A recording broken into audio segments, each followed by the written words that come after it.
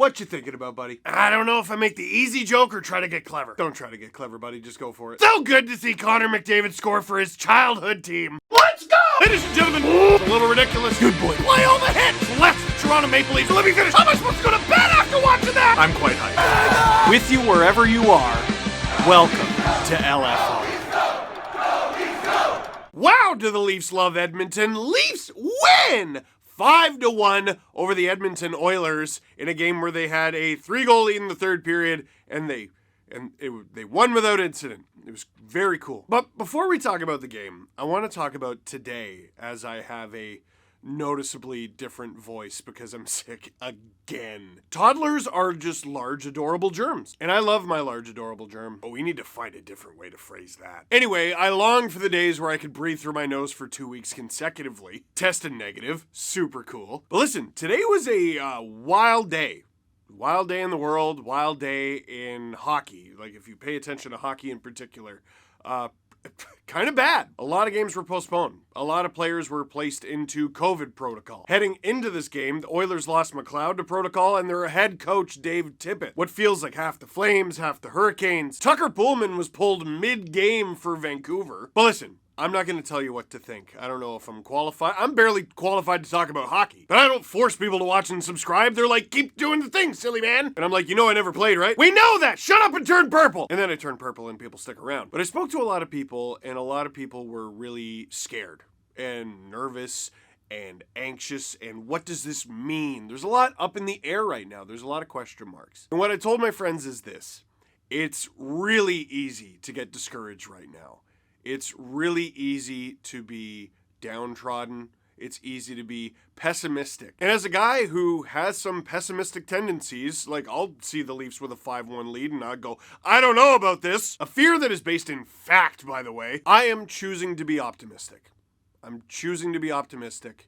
I don't know if they're going to go to the Olympics, but I'm choosing to believe games will get played. I'm choosing to believe the season will continue, the postponed games will be made up, and we're gonna be okay. And I don't know if this will help, but just to have someone look you in the eyes and say this, it's gonna be okay. You don't have to believe that, but that's what I'm choosing to believe right now. So hey, you want to talk about the Leafs beating the Oilers 5-1? Because that happened. Wow, are the Oilers such a weird team. Like, dude, this game started bad for the Leafs. John Tavares takes a penalty, like, almost right away, like a minute into the game. Leafs cannot get the puck off the Oilers. It's everything they can do just to get to the power play. And then it's the Oilers power play. And people can talk about how cold the Oilers have been. Dude, I don't care. Look who's on it. Even though the Oilers did not have Zach Hyman for this one. And that was devastating. Didn't you want to see Zach? See him score a hat trick on home ice. There's a smattering of Oilers and Leafs hats. I would have thrown it. Oh shit, you would have thrown it too. Well, they were throwing something by the end of the game. But the Leafs managed to kill it off. But despite that, the Oilers for most of the first period looked like the better team. And then, of course, massive giveaway by Muzzin. The Oilers, not just the Oilers, Leon Draisaitl has a wide open... Can we? Drew, can you... Look at that. Look at this. This was not an Oilers goal. How? If you didn't believe me a moment ago when I told you it was going to be okay, this was not an Oilers goal.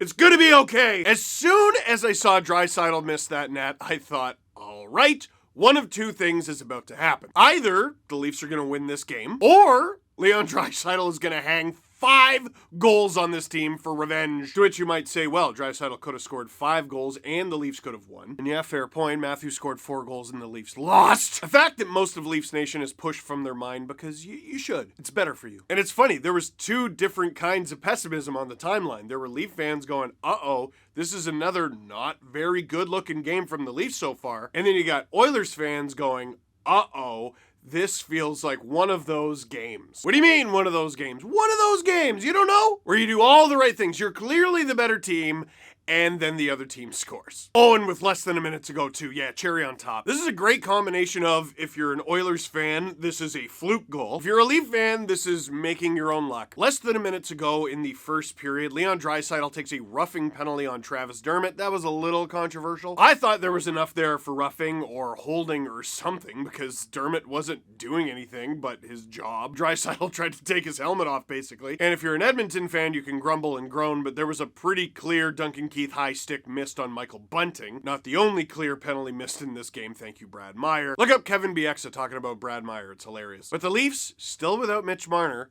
are on the power play. Their first power play wasn't successful, but man, Matthews can move that puck. I think it's been a big part of the Leafs' power play success of late and this season. Matthews passing. I know he just scored his 20th goal of the season tonight, which is preposterous, but his passing is the best it's ever been. Come the next power play, Matthews is the one who scores. To me, the star here is all John Tavares. First of all, he wins the faceoff. Morgan Rielly gets it. He throws it on net, and there's a fortuitous tip from Darnell Nurse against his own goalie, who, Koskinen made a good save. Josh is poking away at it. There's chaos in front of the net. The puck is on the ice. The Oilers see it. The Oilers are fighting for it, but John Tavares just gronks his way through it. And sometimes you look at the Leafs roster and you go, do the Leafs really need two centers like that? And then you see one of those centers take on three guys while the other center is literally just standing there wide open. Tavares gets it to Matthews. Matthews buries an easy one, and the Leafs take a 1-0 lead, perhaps undeserved, into the intermission. And it's hilarious that that period was the one that didn't look that good for the Leafs. Meanwhile, in the second, they were outshot 15-7, only to outscore the Edmonton Oilers 2-0, and that's when you just see the team wilt. Great fourth line goal. Brett Seney, who was in the lineup as the fourth line center in this game and apparently broke his finger,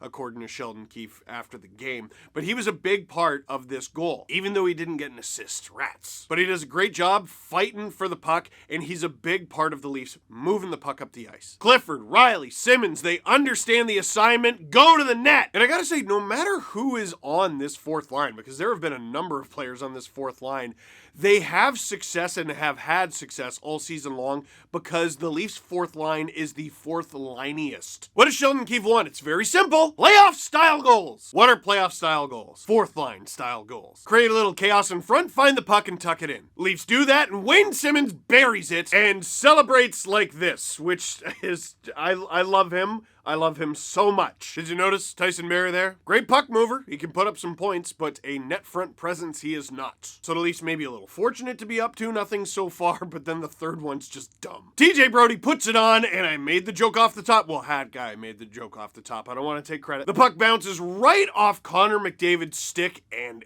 in. And dude, you look at McDavid's reaction. Maybe I'm reading into this too much. I saw his reaction to that goal, and I'm like, oh, the Leafs are about to win. He's the best player in the league. Let me just say that. Connor McDavid is the greatest hockey player on the face of the earth. He's going to win every scoring title forever. He's going to win every Hart Trophy forever. He's going to make it into the Hockey Hall of Fame first ballot. But this dude's face, without saying anything, is loudly grumpy. A lot. The Leafs take a 3-0 lead into intermission. Can Edmonton fight back against a team that has struggled mightily to defend the lead as of late? Well, the Oilers score early in the third, and that's, oh God, oh no. It's just a good battle goal from the Oilers. They do a good job getting Liljegren off the puck. It's 3 Leafs versus 3 Oilers. They just bang away at it, and Colton Sevier scores. Oh. But just over a minute later, William Nylander disgusting, despicable pass to Morgan Rielly, who just snipes it. He now has 26 points in 30 games. Can someone who's good at math tell me if that's good? And it's like the way this game worked out was the perfect demoralizing storm for the Edmonton Oilers. Play a great first period, guess what? You miss a wide open net, you allow a power play goal with about 30 seconds to go in the first. More than double the Leafs up in shots in the second period, well, guess what? 2-0 Leafs in the second, it's 3-0. Oh, you finally get on the board, guess what? Allow another goal a minute later. And then with just minutes to go, it's still within reach. You still have McDavid, you still have Draisaitl, Auston Matthews. That's bullying. His 20th goal of the season, and you can roll your eyes at Mikko Koskinen. There's a reason the dude's got 20 goals this season, and Santa hasn't even begun packing his lunch. That's how the game ends. Jack Campbell spectacular, stopping 35 of 36, and the Leafs did need him in this one, making a few pretty good saves. One thing before we get to questions, because this was a really popular one, Justin Hall. So we already had the Justin Hall conversation on the podcast. It was not favorable of Justin Hall, and he was just getting blasted on Twitter in a game that the Leafs were winning the entire time. Someone in my mentions made a great point, and I lost the tweet, but it's basically the Leafs had the best month of November ever that they've ever had, and him and Muzzin got stuck with a lot of responsibility. And you're not always going to look great when you do that. I do think it's a fair point, but it's pretty, he looks bad, man. Like, he looks bad. Muzzin doesn't look much better a lot of the time, although I have liked that he's been jumping up in the rush a little bit more. But when I saw Hall take that penalty tonight, and he goes to the box, and I see the look in his face, I'm just like, that guy is having a very bad, unfun, not good time. And he has been scratched. He has been demoted. He's still there. I've seen people ask, oh, is he going to be a healthy scratch? No, not with Sandin out, no. Although, for what it was worth, Travis Dermott, I thought, looked very good in his first game back from injury. Ilya Mikheyev, too. I didn't even mention him. It was fun watching him go Zoom. But I think I'm going to take it easy on Justin Hall, unless, he does something cataclysmic next game that, costs the team the game or something. But he's battling. He's battling right now. I can admire the effort. If the Leafs were totally healthy, would he be in the lineup? I don't know. I'm leaning towards no. But he's there, and he's a really popular teammate, and he's generally a really positive guy. I'm pulling for him. This is an optimistic episode. Questions. We knew Campbell was a good goalie when we picked him up. Did we? But he has been so solid and consistent for us. Has he evolved into his next form?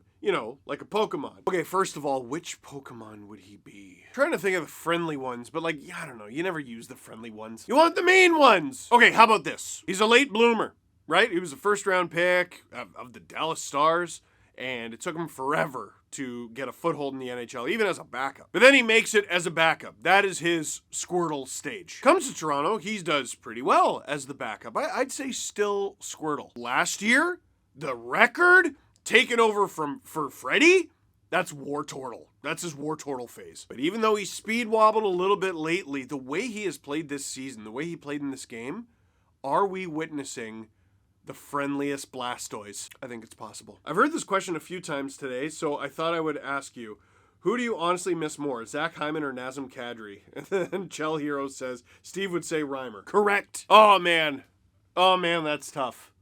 Oh, I do love Zach Hyman. I really do. Oh, why?